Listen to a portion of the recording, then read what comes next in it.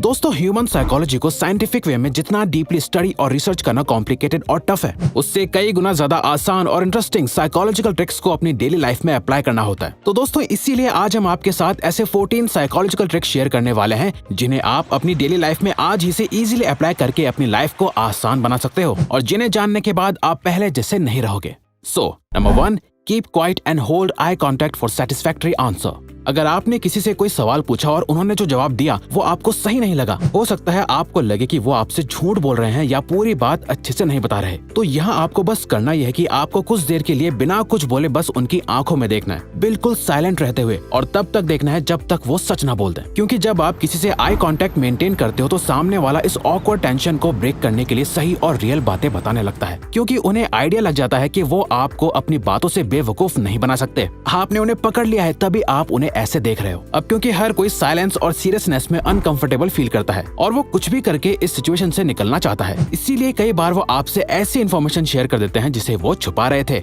Yon to find out who is watching you. ऐसा कितनी बार होता है कि जब हमें लगता है कि कोई हमें देख रहा है, कोई हमें घूर रहा है, पर हम पता नहीं लगा पाते कि आखिर वो कौन है, या फिर हमें शक भी हो जाता है कि कौन हमें घूर रहा है, लेकिन हमारे उसे देखने से पहले ही वो पर्सन अपना फेस घुमा लेता है या कहीं और इधर उधर देखने लग जाता है। जब भी आप कभी ऐसी सिचुएशन में फंसे जहां आप ये जानना चाहते हो कि कौन आपको देख रहा है, तो सिंपली बस यॉन कर दो, यानी उबासी लो, और जो इंसान आपको देख रहा होगा वो भी यॉन करने लगेगा, क्योंकि यॉनिंग एक कंटेजियस एक्शन है जिसे हर इंसान किसी और को देख के अपने आप कॉपी करने लगता है। Give yourself fewer choices when you can't make a decision।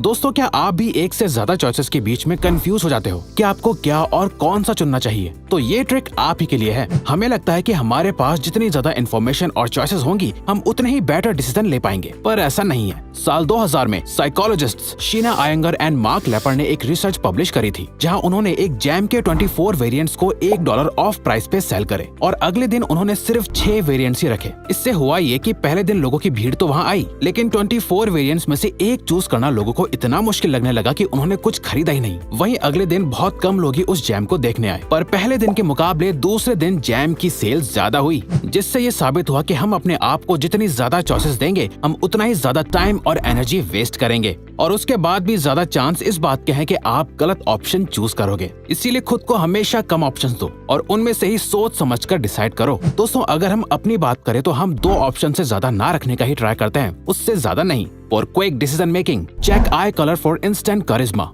I contact किसी भी कम्युनिकेशन में बहुत ही इंपॉर्टेंट रोल प्ले करता है। अगर कोई आपसे बात करते हुए आंखें नहीं मिलाता, आई कांटेक्ट मेंटेन नहीं करता, तो उस इंसान पे आप ट्रस्ट नहीं कर पाते। आपको ऐसा लगता है कि जैसे वो आपसे कुछ छुपा रहा है या झूठ बोल रहा है। वहीं अगर कोई बहुत ज्यादा ही आपको देखता है, आपको घूरने लगता है, तो उस इंसान से आपको डर लगने लगता है या आप अनकंफर्टेबल फील करने लगते हो, और ये बिहेवियर किसी को भी पसंद नहीं होता। तो हमें कैसे पता चलेगा कि हम सही से आई कांटेक्ट मेंटेन कर रहे हैं या नहीं? वेल, इसके लिए जब भी आप किसी से मिलो तो शुरू में आपको बस सामने वाले की आंखों के कलर को नोटिस करना है कि उसकी आंखों का क्या कलर है। यहाँ असल में उसके आई कलर से हमारा कोई लेना देना नहीं है, पर जब भी आप उसकी आंखों के कलर को नोटिस कर रहे होंगे तो आप उसकी आंखों में देख रहे होंगे, जो एकदम सही आई कांटेक्ट मेंटेन करने में आपकी मदद करेगा। Make request in person.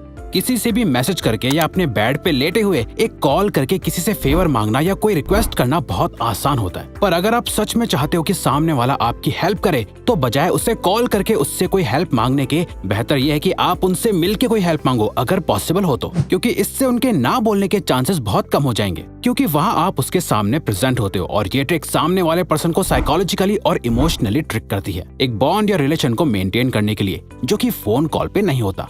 Trick your brain to stop procrastination. दोस्तों कोई ऐसा काम जिसे आप कई दिनों से टाले जा रहे हो, उसे कंप्लीट नहीं कर पा रहे, तो एक रात सोने से पहले उस काम को करने के बारे में सिर्फ सोचो और अपने माइंड में पूरा प्रोसेस कंप्लीट करो कि आप उस काम को कब करोगे, कैसे करोगे, उसमें कितना टाइम जाएगा, और पहले अपने दिमाग में ही उसे कंप्लीट कर लो। इससे होगा ये कि वो काम आपके लिए आसान हो जाएगा, और जब आप उसे रियल में करने बैठोगे तो आपके दिमाग को ऑलरेडी आइडिया होगा कि इसे कैसे करना है। Chew gum to calm your nerves. अगर आप स्टेज पे कोई स्पीच देने जा रहे हो या आपका कोई इंटरव्यू है या किसी के साथ डेट पे जाना है, जिस वजह से आप बहुत ज्यादा नर्वस फील कर रहे हैं, आपको एंजाइटी हो रही है, तो जाने से पहले च्युइंग गम खानी चाहिए। क्योंकि एक स्टडी में 100 स्टूडेंट्स पे एक एक्सपेरिमेंट करा गया था, जहां जो बच्चे एग्जाम से पहले च्युइंग गम खाकर आ रहे थे उन्होंने बाकी बच्चों से अच्छा परफॉर्म करा था। ऐसा इसलिए होता है क्योंकि च्युइंग गम खाना हमारे लिए एक रिलैक्सिंग एक्सपीरियंस होता है, जिससे हमारे ब्लड में स्ट्रेस हार्मोन कॉर्टिसोल का लेवल कम हो जाता है, जो हमारे माइंड को ट्रिक करके हमें ज्यादा कॉन्फिडेंस फील कराता है।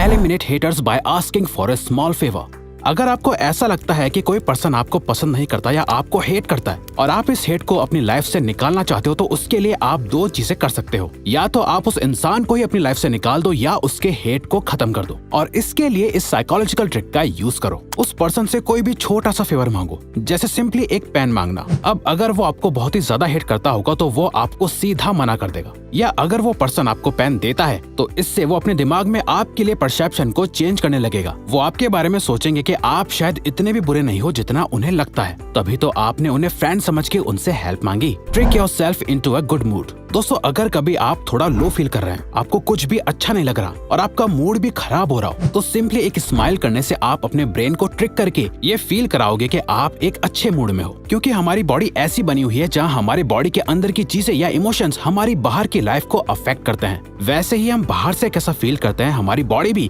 उसी हिसाब से बिहेव करती है। आप चाहो तो अभी एक स्माइल करके देखो और उस स्माइल को 5 सेकंड्स तक होल्ड करके रखो, आपको इमीडिएटली अच्छा फील होने लगेगा।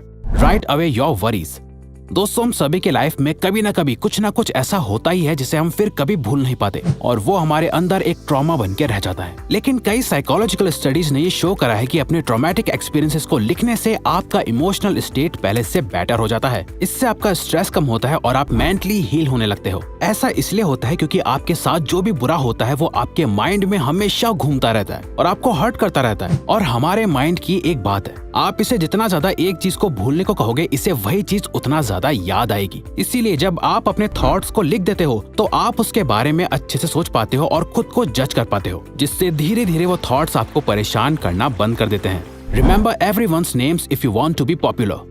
अगर आप लोगों के बीच पॉपुलर होना चाहते हो, आप चाहते हो कि आपके कलीग्स, आपके फ्रेंड्स और लोग आपको पसंद करें, तो अब से आप जिनसे भी मिले उनके नाम याद रखो और नेक्स्ट टाइम उन्हें उनके नाम से बुलाओ, अगर वो आपसे छोटे या आपके बराबर के हैं। क्योंकि आप सबको या अपने से बड़ों को तो उनके नाम से नहीं बुला सकते, पर नॉर्मली सोशलाइज करते वक्त लोगों को उनके नाम से बुलाना आपका एक अच्छा इंप्रेशन बिल्ड करता है, क्योंकि हर किसी को अपना नाम सुनना सबसे अच्छा लगता है और जब आप उनका नाम बोलते हो तो वो इंस्टेंटली स्पेशल फील करने लगते हैं। Count to 5 and get things done. जब भी आपका कोई काम करने का मन ना करे जो आपको करना चाहिए, तो उसे फटाफट करने के लिए अपने आप को कन्विंस करो कि आप 5 तक काउंट करोगे और उस काम को करने लग जाओगे और बस 5, 4, 3, 2, 1 कहते ही उस काम को करना स्टार्ट कर दो। फॉर एग्जाम्पल, मान लो आपको जिम जाना है पर आपको आलस आ रहा है, 5 तक काउंट करो और उठकर अपने जिम के कपड़े पहने और निकल जाओ। दोस्तों, इसे 5 सेकंड रूल कहते हैं, जो मेल रॉबिन्स ने इन्वेंट किया था अपने माइंड को साइकोलॉजिकल वे में ट्रिक करने और प्रोक्रेस्टिनेशन को बीट करने के लिए। और वो कहती है कि जब भी हम ऐसे काउंट करते हैं तो ये काउंट करते हुए हमारा ब्रेन एक रैशनल डिसीजन लेता है, बजाय बिना कुछ सोचे समझे बस काम को टालते रहने के। ये एक सही डिसीजन लेता है और उस काम को पूरा करता है। Learn things by explaining. कोई भी चीज सीखने का या उसे याद रखने का सबसे बेस्ट तरीका है उसे किसी और को समझाओ, क्योंकि जब भी हम कोई नई चीज सीखते हैं तो हम कई सारी नई इन्फॉर्मेशन अपने ब्रेन में डालते हैं और कोई भी नई चीज को समझना हमारे ब्रेन के लिए बहुत कॉम्प्लिकेटेड होता है। वहीं जब हम इस कॉम्प्लिकेटेड चीज को किसी और को सिखाते हैं, उसे एक्सप्लेन करते हुए हम खुद चीजों को सिंपल करने लगते हैं, जिससे वो हमारी मेमोरी में और भी स्ट्रांग हो जाता है। Use colours to be more productive. आप जहाँ बैठकर काम कर रहे हो वहाँ का एनवायरनमेंट कैसा है, वहाँ की दीवारों का कलर कैसा है, ये आपकी प्रोडक्टिविटी को बहुत हद तक अफेक्ट कर सकता है। और मॉडर्न साइकोलॉजी के अकॉर्डिंग अगर आप अपने आसपास एक प्रोडक्टिव एनवायरनमेंट क्रिएट करना चाहते हो तो आपको अपने आसपास ब्लू कलर का सबसे ज्यादा यूज करना चाहिए। इनफैक्ट ब्लू और ऑरेंज कलर न ही आपको ज्यादा प्रोडक्टिव बनाता है बल्कि आपके मूड और इमोशंस को भी बैलेंस रखता है। तो अगर आपको ये वीडियो अच्छी लगी तो वीडियो को लाइक और चैनल को सब्सक्राइब करके हमें सपोर्ट करो और बेल नोटिफिकेशन ऑन कर लीजिएगा ताकि आप आने वाली वीडियोस मिस ना कर पाओ। Thank you for watching.